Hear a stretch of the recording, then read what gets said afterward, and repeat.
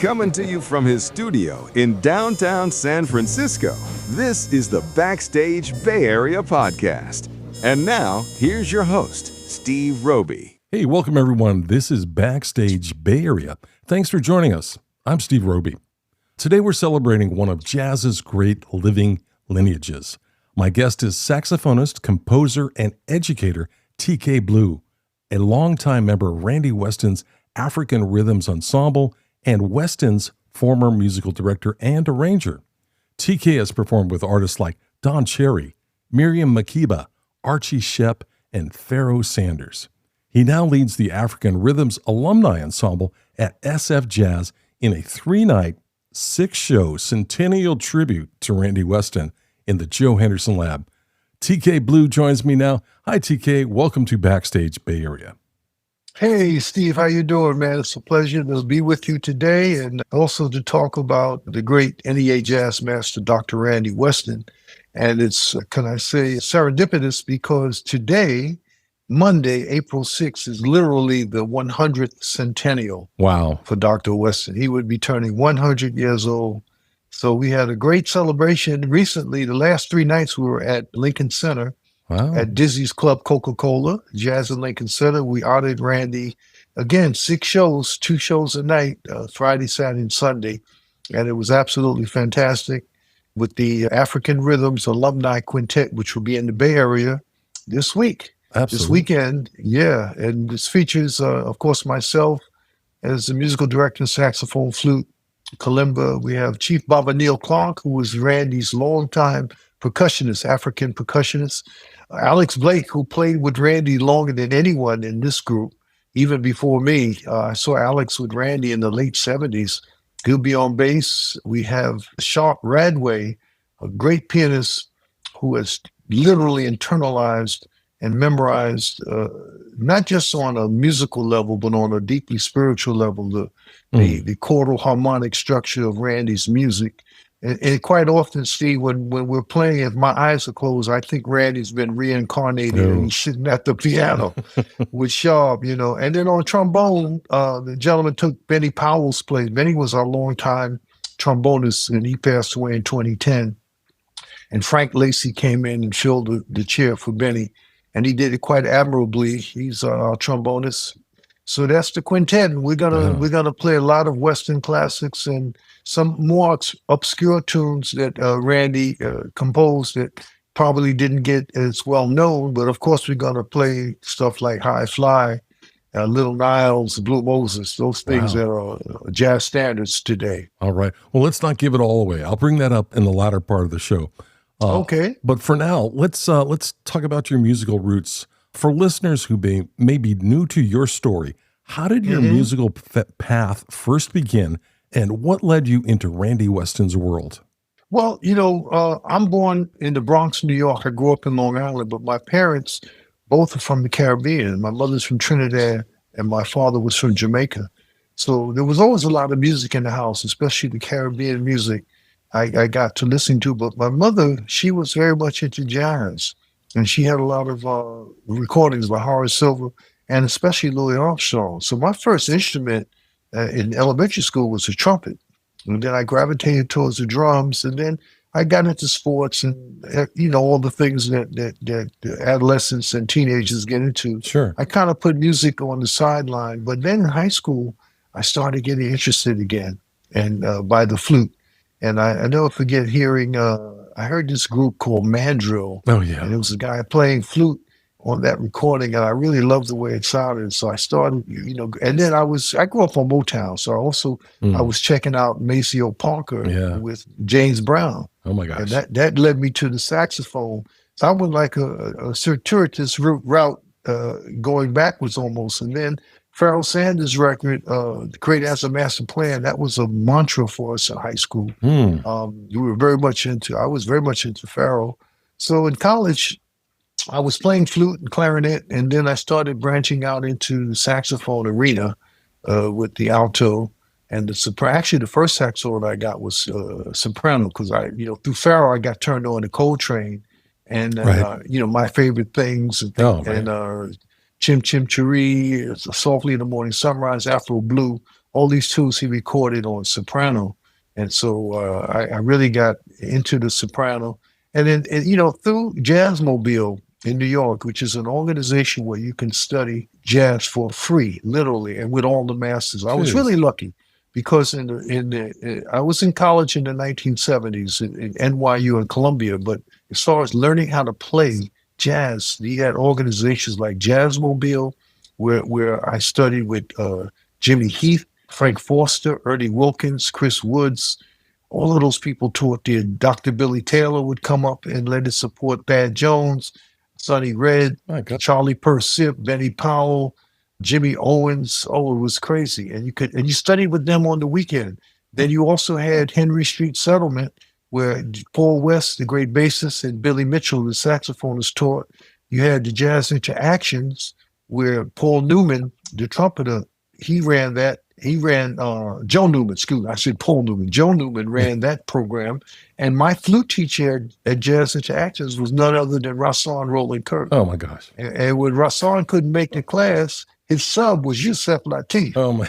So these are all the guys. And then the Muse in Brooklyn was run by Reggie Workman, the bassist, and Kenny Barron taught there. And Kenny's brother was still alive at that time, Bill Barron, saxophonist. New York in the 70s was a very rich place to be a student of jazz. Oh my you could study with all of the great masters. But Jimmy, specifically, Jimmy Heath is the one who got me into playing alto. Because when I met Jimmy, I was still at NYU. I was an undergrad, and I was playing predominantly soprano and flute. And Jimmy said, man, you got to get an alto or tenor because nobody's going to call you for a gig for soprano and flute. They got to call an alto or tenor player who doubles. And so and he turned me on to Charlie Parker. And the rest is history. I got into the saxophone. What led you to Randy Weston? Well, I was performing my first major gig on an international scale was Abdullah Ibrahim. At that time, he was known as Dollar Brand from South Africa. I met him in New York. He was living in New York, and he hired me to perform with him, and I started touring with him 77 to 1980. And during that period, we performed at Arnett Coleman's loft in the Village called the Artist House. And I look up and this gentleman comes in and it's Randy Weston. And he had his father and he had his agent with him. And he just came to check out Abdullah. That's where I first really met him. I heard him play before that at this place in Brooklyn called the East. They had concerts on the weekend. A lot of great artists performed there. And Randy performed there once with his son, Azadine, on percussion. And I was blown away. And then I met him through Abdullah. And after that, there was a fundraiser for anti-apartheid in Brooklyn. They were raising money for SWAPO to do away with apartheid in South Africa. And Randy was a special guest to perform. And I just walked up to him boldly and said, hey, man, do you remember me? I'm the guy that was playing with Abdul. He said, yeah, I remember you. And I said, well, man, could I sit in with you? So he says to me, well, where's your horn? Because I didn't, when you look at it, I didn't have any saxophone, but I had my piccolo. Yeah. And I said, well, I got my piccolo in my pocket. He said, can you play high fly on piccolo? I said, sure. And that's what we did. We played high fly. That's where it all started. Here's the thing, Steve. What's interesting about that is that he took my number and say 3 weeks or 4 weeks later, he calls me and he says, hey, man, can you come by my house? I got something for you. So I said, well, where do you live? He said, I'm on Lafayette Avenue in Brooklyn. Coincidentally, I was living on Lafayette Avenue in Brooklyn at the same time. I was only like 5 blocks away. Oh, wow. I said, man, I'll be there in 2 seconds. I walk in. He greets me, gives me a big hug, and he hands me an envelope. And I look in the envelope, and it's money. And I said, what is this for? He said, well, you played with me at the fundraiser at Swap. I said, but I was sitting in. I didn't. I wasn't expecting to get paid. He started laughing, and he said, look, I didn't expect to get paid either, but they gave me some money, so I'm going to share it with you. That's Randy Weston. That's a rarity too. Yeah. That's his nature. And then we started working after that. That's amazing. And you spent nearly 40 years with Randy Weston's African Rhythms Band and served as his musical director and arranger. So what did Randy teach you about the deeper purpose of music? I'm curious about this. The first thing that he always preached to us as musicians is very interesting, because he always told us, as a musician, you have a responsibility. It's not just about making a gig. It's not about fame and notoriety. It's not about money. It's about giving of yourself, uplifting people, sharing what you have. It's about telling a story, about praising the ancestors, paying tribute, altruism, generosity through your art, always proclaiming your heritage, be proud of your heritage. That's the message that he always instilled in us, because, he was born in 1926. So he came up in an era of extreme discrimination, segregation. His only concept when he was a kid, anything referring to Africa was always demoralizing. I mean, Tarzan was the only thing he saw about Africa. And he said, wait a minute, there's got to be more. So he was on a mission to unfurl all the facts and the history, the great history of Africa that predates slavery.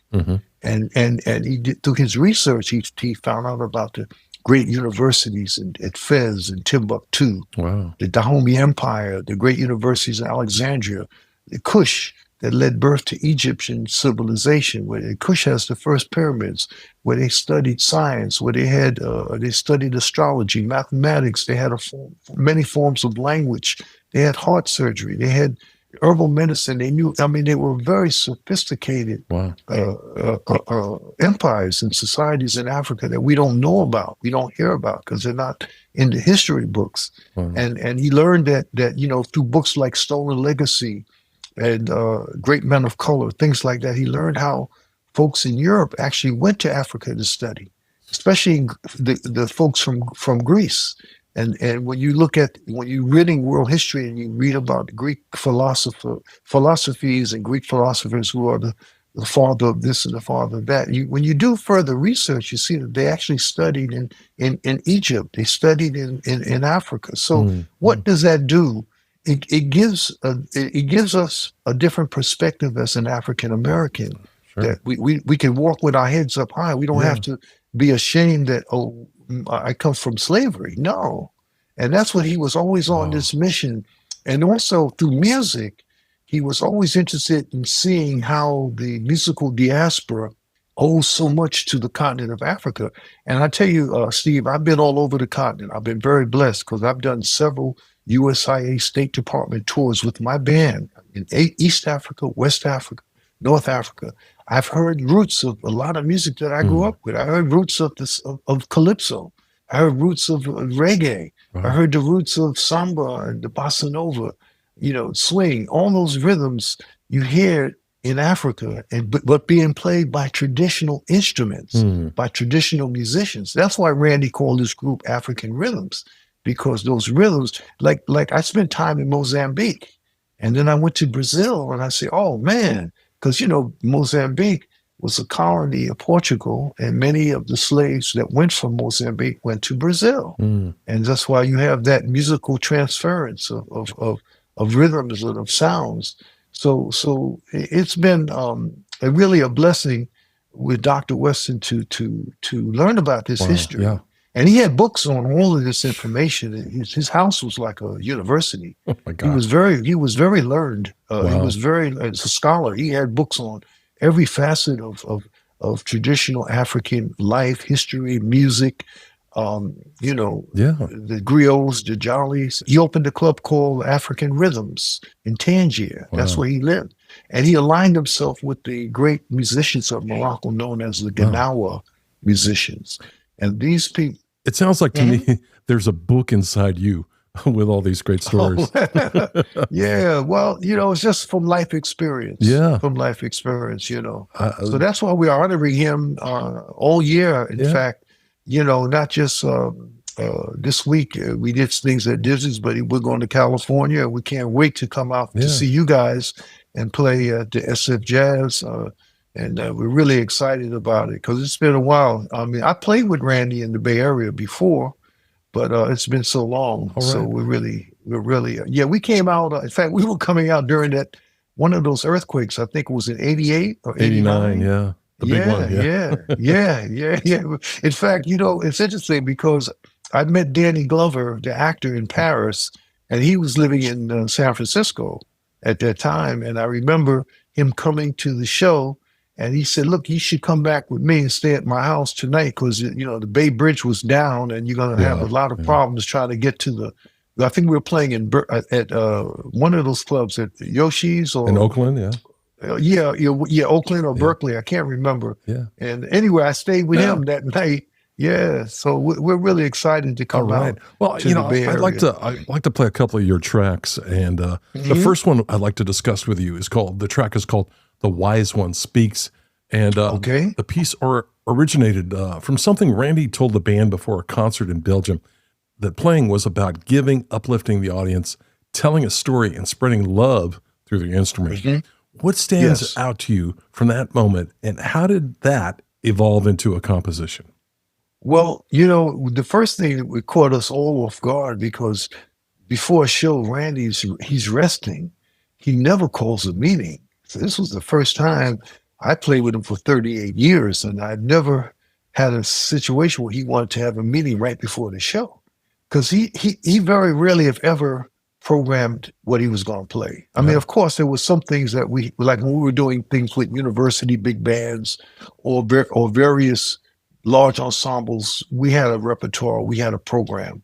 But for the most part, with his small group, with the quintet or the quartet or the trio, he never programs what he's going to play. He waits for the creator. Randy, he explained to me that he's not religious in the sense that he doesn't go to church or synagogue or mosque or things like that, but he's deeply spiritual.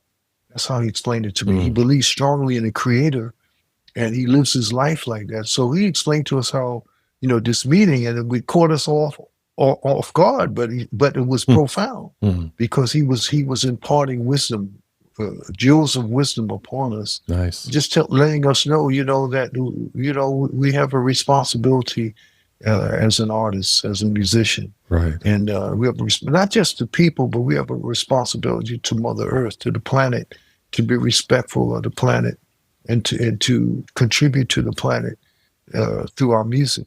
Let's hear the track now. This is called "The Wise One Speaks" by TK Blue here on Backstage Bay Area.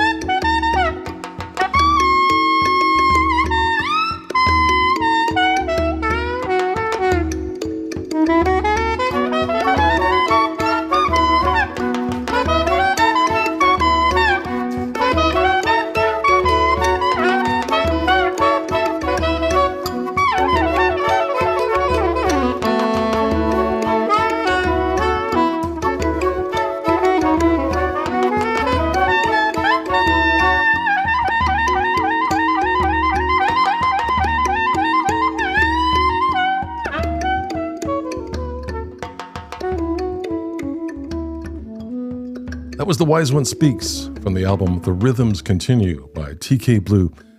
TK is my guest today on Backstage Bay Area. TK, let's take a moment to focus on Randy Weston as we've been talking through this interview, but more from a personal point of view. The song we're going to play next is Casbah 330A. It's dedicated to Randy's home, which you spoke about, that's in Brooklyn. When you play the song, which part of Randy do you still hear most clearly in the music? On this particular song, 3308, I'm transported to his living room when I played this song, because I'm transported to his living room where he had a baby grand Busendorfer piano, one of the top pianos, and he had the shelves filled with books on all kind of subjects dealing with Africa, everything you can imagine. And he had an extensive library on African American histories. Some of his great idols were people like Paul Robeson. He always looked up to Paul Robeson as a hero, because he tried to uplift people and try to do away with the stereotypes that unfortunately plague our planet. But that's the first thing when I play this song. And also the fond memories of having delicious meals at his home that his Senegalese wife Fatou would cook. Steve, people don't know this, that when Randy made his transition, it was in that living room. Oh, wow. He actually got up early that morning on September 1st, 2018. He took a shower, had on his bathrobe, and he sat in his favorite chair, which was right next to the piano. And he put his head back. So when his wife woke up, she assumed he had dozed off again, and she went downstairs. She went downstairs and made breakfast and came up and said, "Come on, I had breakfast." But he had already he made his transition. Wow. But what a way to go! He had a smile on his face. I pray that when it's my time, I can do the same. We all go like that. Yeah, just put my head back and go to sleep. Just drift off to the next plane. Yeah. To the next plane. But that's what I feel when I hear that song. I'm curious 3308 about all that knowledge and books and information that he gathered. Was he also an educator? I mean, it sounds like he passed some of that knowledge on to you, but with that vast knowledge, for me, I would want to share it with as many people as I could. He was very much an educator. And he knew only the heaviest of the heavy. That's the best way I can describe it. All the people in his army were like super heavyweights. I'll give you one small example. We were performing in Paris, and I was hanging out with him in his hotel suite. There's a knock at the door. He said, "Oh, get that. That's my friend." So I opened the door. This is a gentleman. He introduced himself, and I didn't know who he was or what he did. And he just came in and he hung out with us a little bit. And he had a little small camera, and he started taking a couple of photos. And next thing I know, Steve, maybe 5 months later, I see pictures on the French metro in the subway, large pictures of Randy that he took at that suite.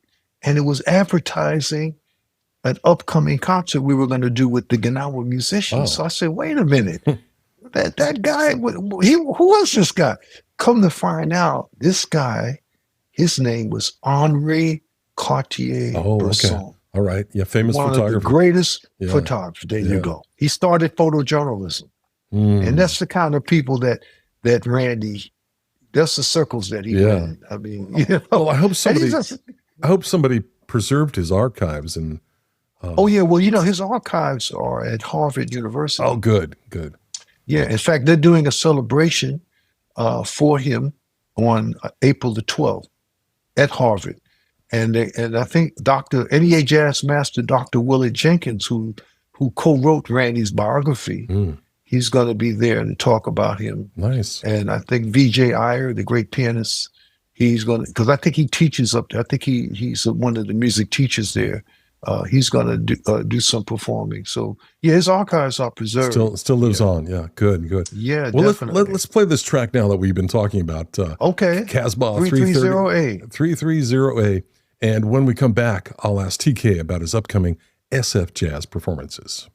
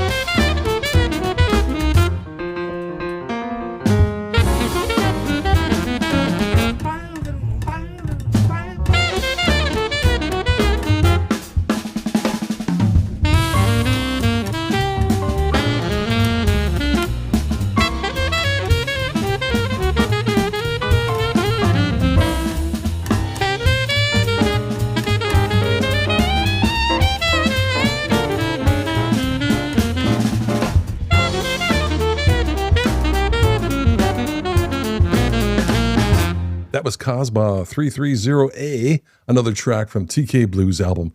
The Rhythm Continues. TK is my guest today here on Backstage Bay Area. TK, let's move on to your upcoming SFJAZZ performances. You'll be leading the African Rhythms Alumni Ensemble for 3 nights at the Joe Henderson Lab. You mentioned earlier, but you've got a full stage of musicians. Can you talk briefly about them? Yeah, so we're going to be at SFJAZZ, I think the 10th, 11th, and 12th. And I think the shows are at 7. I don't have it. We'll cover that at the end of the show. Yeah. Okay. And it's going to with the African Rhythms Alumni Quintet, as I mentioned earlier, the personnel, Chief Baba Neil Clark. He's an ordained Yoruba priest, Neil, and he's been to Nigeria several times for his coronation. He'll be on African percussion.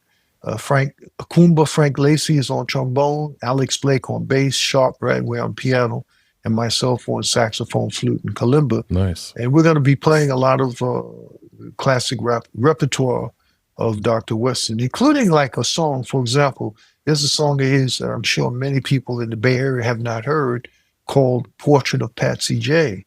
Now, this was a recording that Randy did in the late 50s, 1950s, and it featured, check out the rhythm section, Ron Carter, Roy Haynes, and his great childhood friend played incredible baritone sax, Cecil Payne.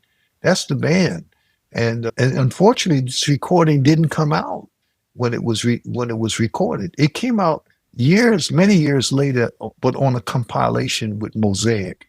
So we're going to be resurrecting tunes like that. Portrait of Patsy J. There's another one of his called Chessman's Delight that's on my latest recording, Planet Blue. Every recording of mine, I try to do at least one song of Dr. Weston to honor him. So that's been my philosophy. Is there one message you hope the concert goers that come out to see these shows take with them about Dr. Randy Weston? Well, I think the one message I would hope that everybody would ingrain is the message of unity. Because Randy always preached that music is a sacred art and it brings people together, regardless of age, color, religion, sex. We all, for that moment that we're playing, that 1 hour or hour and a half, if you look in the audience, you see all kind of people, but we're all united. We're not fighting. We're all tapping our foot on 2 and 4.